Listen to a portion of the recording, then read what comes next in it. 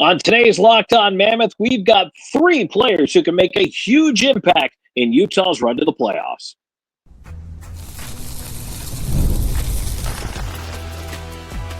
You are Locked On Mammoth, your daily podcast on the Utah Mammoth, part of the Locked On Podcast Network, your team every day.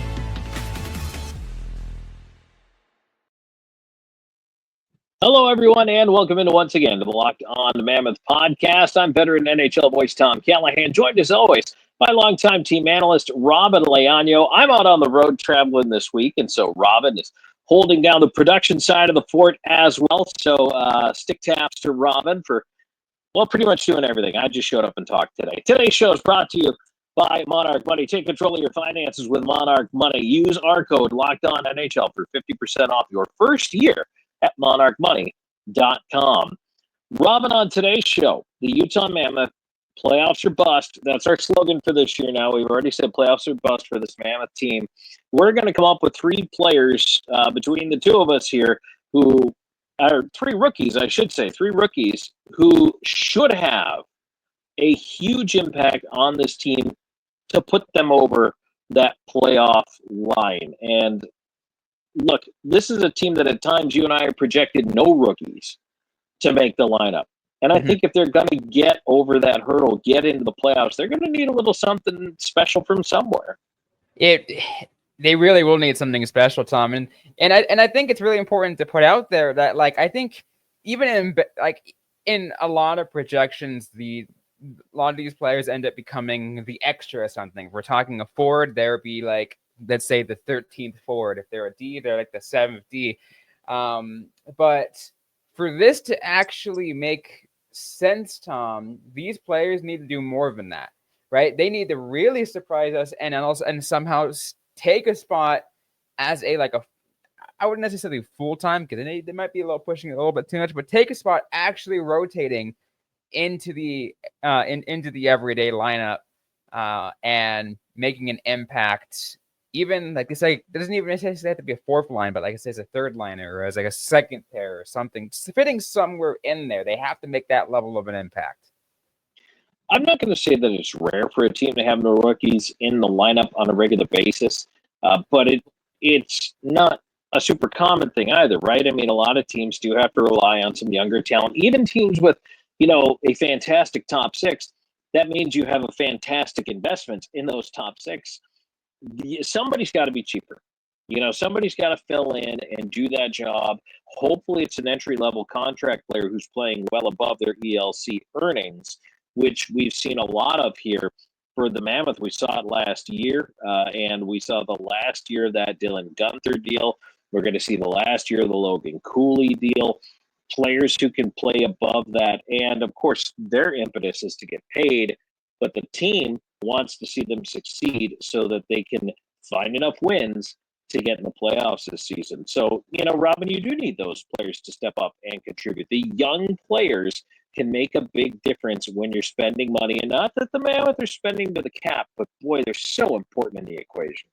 They really are. And again, you and I have talked about it being playoffs or bust. And again, it's not just us talking about playoffs or bust. I think even Clayton Keller has said it himself. It's playoffs or bust for the team this next season. So it's not just about our mouths. There's actually out of people from the organization who recognize how important of a season it is upcoming. So for these players, for these rookies to make that level of impact, it must be that great. Robyn, if I was a young player coming into Mammoth training camp, I would not be looking at it as, boy, where am I going to fit in? I would be looking at it as, where am I going to inject myself into this lineup? Because that's really how you've got to look at it. You have to say to yourself, coming in the door, I am going to make a huge impact, and I am going to end up in this role here, and this is where I see myself, and then you have to go do it. And it's also like finding your pairing, finding maybe like, let's say like a forward line, an everyday forward line who you see yourself fitting in there, right? You're like, all right, this right here, these guys work for me. I'm gonna go ahead and see if I can, do line rushes with these guys and really show that I can play up to their level. and you really want to outperform when you can. You want to be impressive because I think it takes more. Here's the other thing, and folks may not know this. It takes a lot more, I think, for a young player to come in and impress and force their way into a lineup than it does in some other sports. And I know a lot of Utah folks are used to basketball where young players step in and make an impact all the time. And then you maybe get that one veteran player to kind of build around. Hockey is a lot of veteran players that you build around and a lot of veteran leadership. And then you try to plug in some of the younger guys. It's almost the exact opposite. It really is. And I do want to put it out there. I mean, you and I have kind of said, hey, these guys are kind of essentially like they're figuring out a way to try to inject themselves in and really put their level out there, put their best game out there. However, there is a big however here, Tom, is especially for the coaches' eyes here, they cannot make it look, quote, forced. They can't puck hog. They can't go complete show off because that's a surefire way to put you in the exact opposite direction you want to go in. Right. And that you do have to play within the system, but you've got to excel within the system. So that to me is going to bring us to our very first name I want to talk about here, Robyn.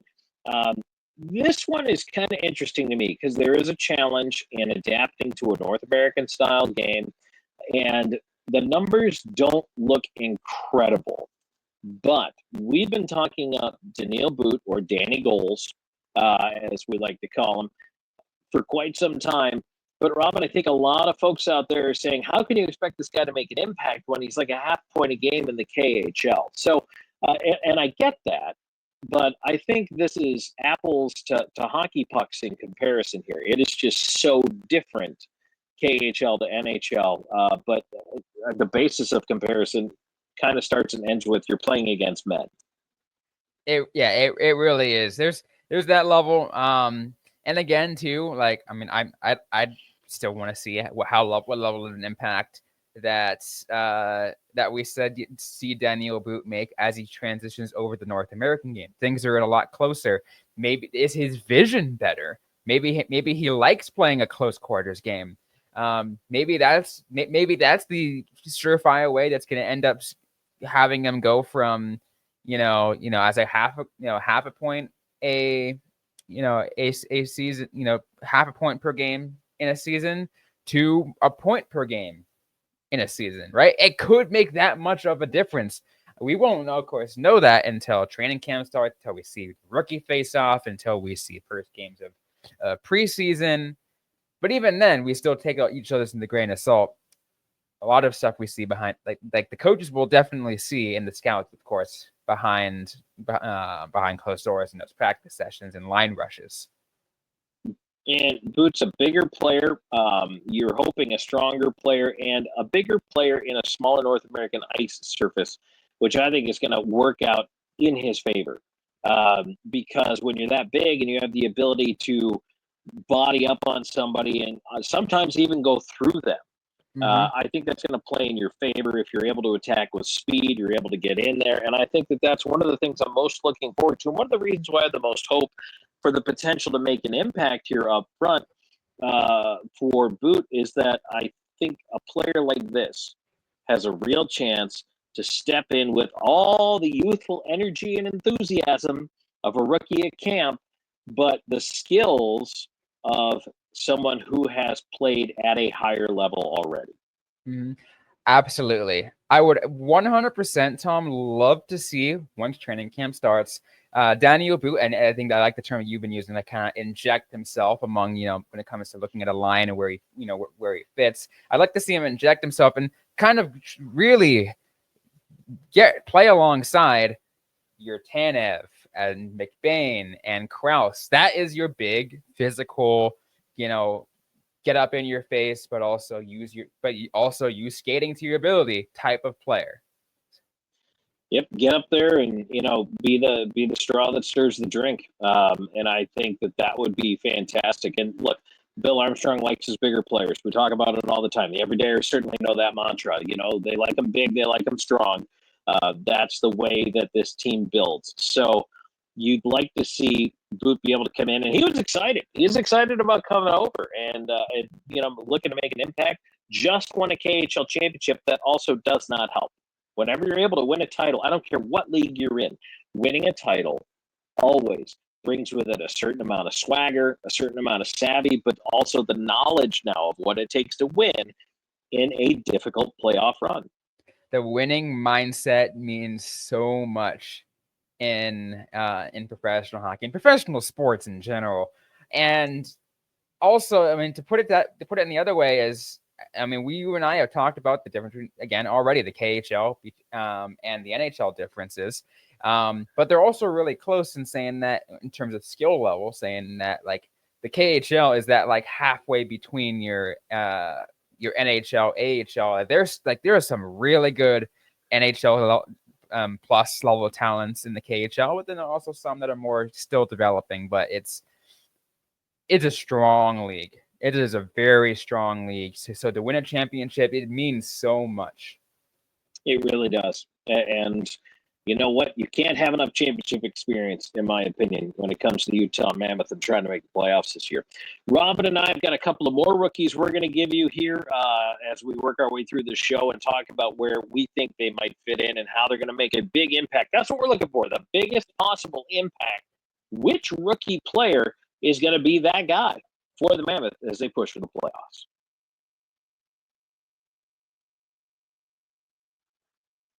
And today's episode is brought to you by Indeed. You just realized your business needed to hire somebody yesterday. How can you find amazing candidates fast? Easy. Just use Indeed. When it comes to hiring, Indeed is all you need.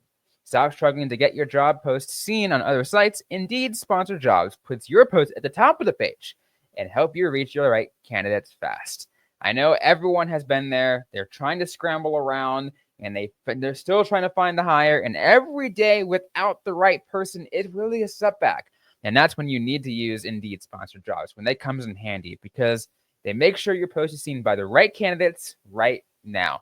Now you can speed up your hiring process with a $75 sponsored job credit. Just go to Indeed.com/lockedon right now. Support our show saying you heard about Indeed on this podcast. Terms and conditions apply. Hiring Indeed is all you need.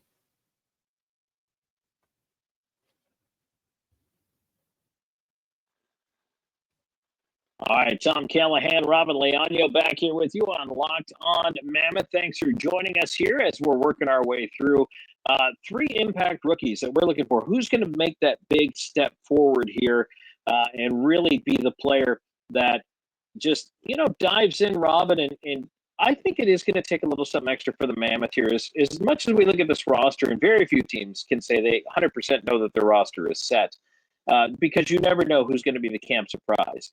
But the Mammoth might be one of the closest teams to actually being able to say that. And that's why I think it's going to take a really big effort from one of these players we're going to talk about here today to make something happen. So why don't you give us who you have on your radar? I mean, I don't think it will be a surprise to anyone, Tom, when I bring up this player.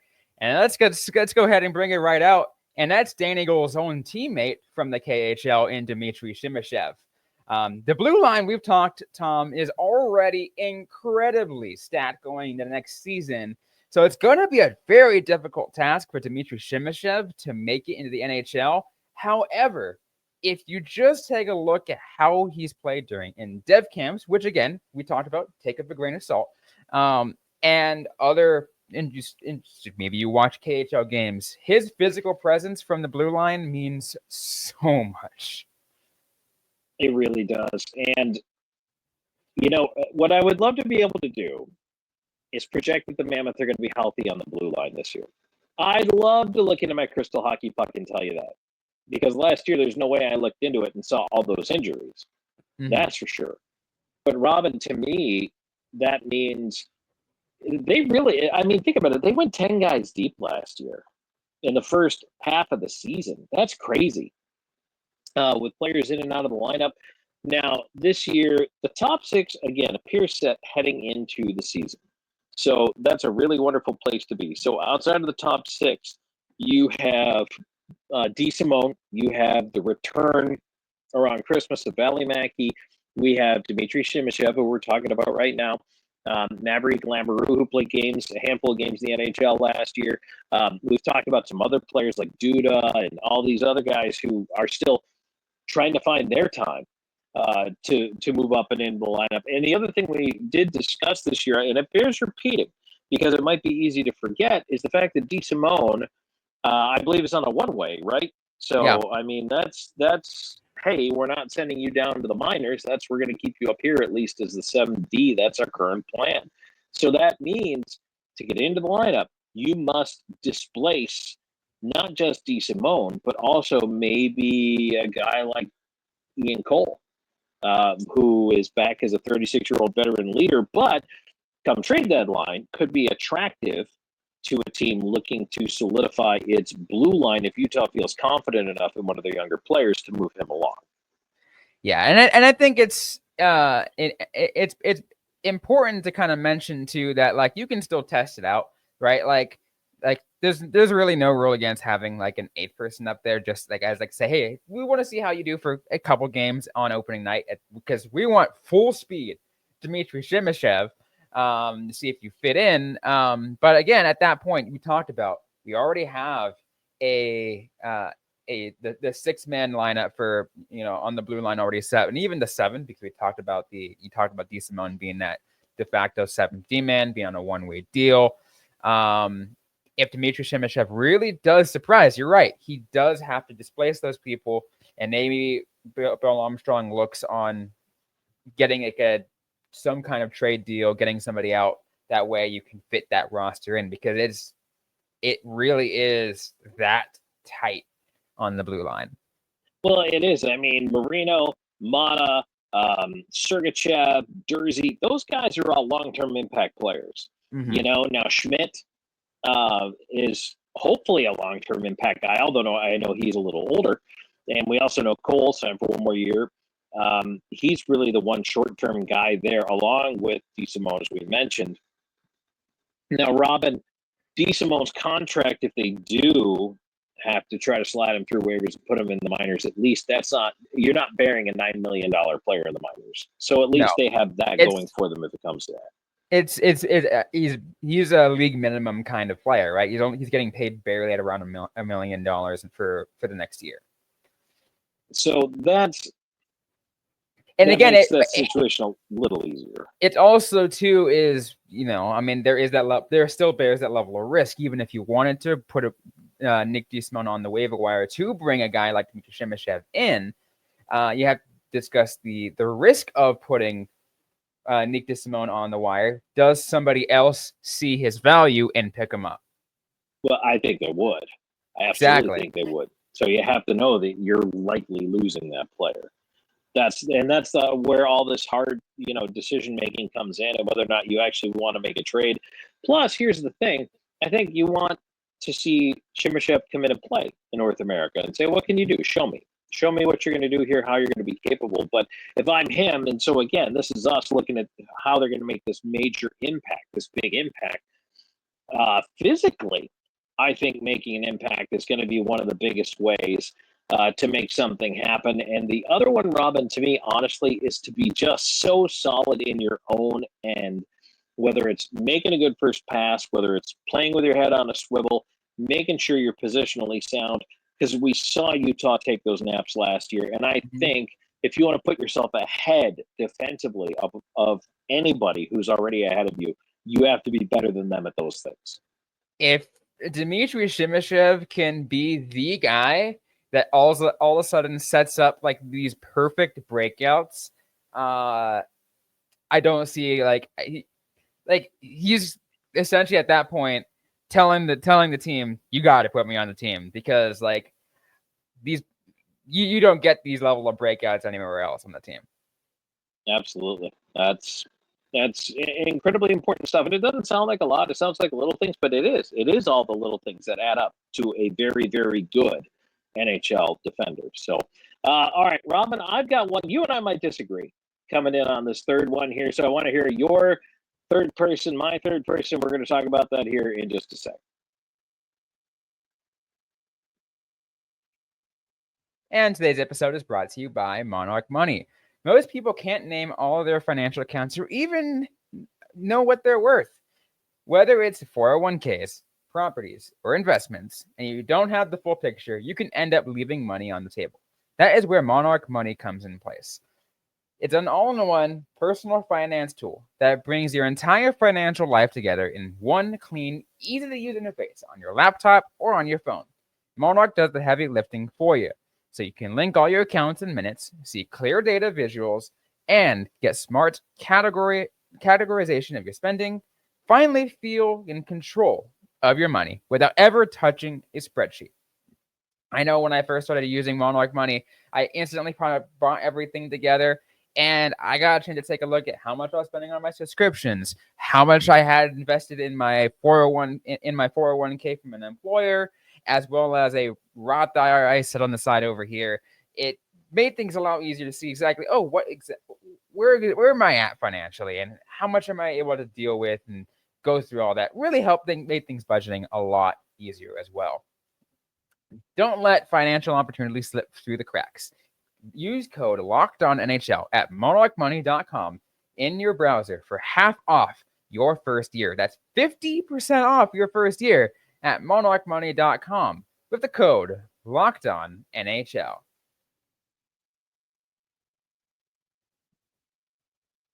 Tom Callahan, Robyn Leano here with you, wrapping things up. It looks like my camera froze. All right. Robyn, hopefully you can at least hear my audio side. I'm sure the camera will come back eventually. Yeah, I can hear you. No worries. Yeah, it'll come back. So as we take a look at this here, and by the way, if you like what you hear, please subscribe. If you have not already, if you're on YouTube, also give us a thumbs up and smash that like button for us. It helps us with the algorithm, and it helps you find more great hockey content as well. But Robyn, you know what? I think for this Utah team, one more place where I come back to it, a potential impact rookie is a guy. I'm going to start with some numbers: 6'2", 209, point a game in junior hockey in the Ontario Hockey League, has played for Canada at the World Junior Championships, and is a former first round number 24 overall pick. So number 24 should clue all of you in that I'm talking about Cole Beaubouin, who I think has turned into a bit of a monster. Very big, very strong, made strides, pun intended, in all the right places. Robyn, this is, believe it or not, I am more excited for Beaubouin than I am for almost anybody else to see what he does at camp. I'm glad you actually mentioned him, because I feel like Cole Beaubouin I think he has an incredible opportunity ahead of him. And he's one of those players who I feel really took advice to heart from Dev Camp 1 to Dev Camp 2. You could see that level of improvement, right? You can see how much he improved from year over year, and where he's going with all that. And if I am a coach, general manager, scout for the Utah Mammoth, to me, that already says a lot. That means you are well receptive, you're willing to improve even more, and that really you could very well deserve a spot on an opening night roster. To me, that is what you have to. What you really want to do is, you, as a player, you want to impress. How do you stand out? You have to get inside the mindset of the coaches and I think the staff, or of the general manager, and say, what do they look for?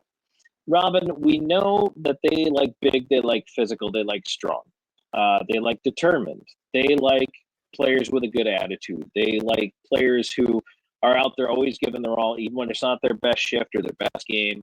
They want that kind of feeling on the bench with the players. I love it. And I think that if I'm Cole Beaubouin, I say to myself, boy, how am I going to make an impact to make this team?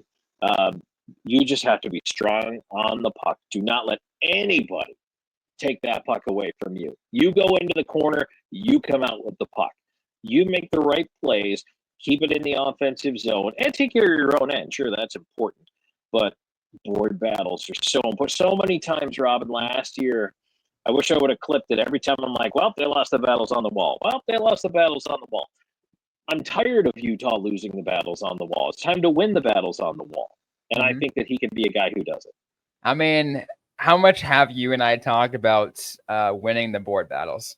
Like, I feel like it's I make the gonna make it sound like I'm making a joke here, but I do feel like it's beating the dead horse at this point for us talking about it because we've talked about it so much on this show. The everydayers are probably like, all right, Robyn and Tom, we get it.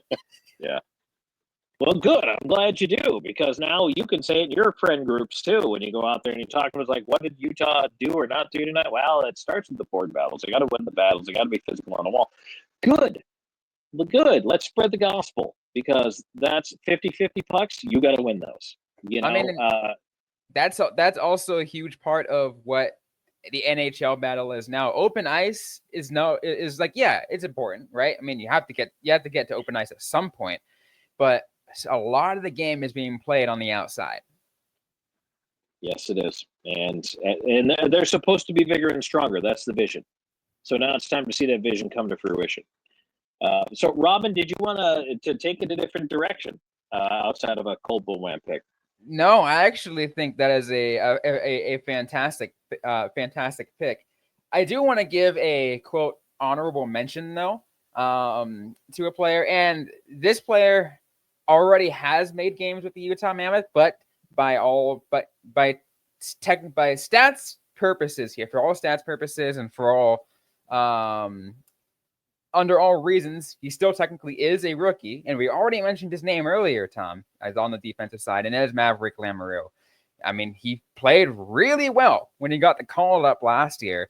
How much of an impact and how much of an improvement has he made since then? Because he did get injured. He did have to get sent back down to Tucson and then kind of went a little bit quiet after that. I want to see a level of improvement for him. And if he can make a surprise, I'd be for it.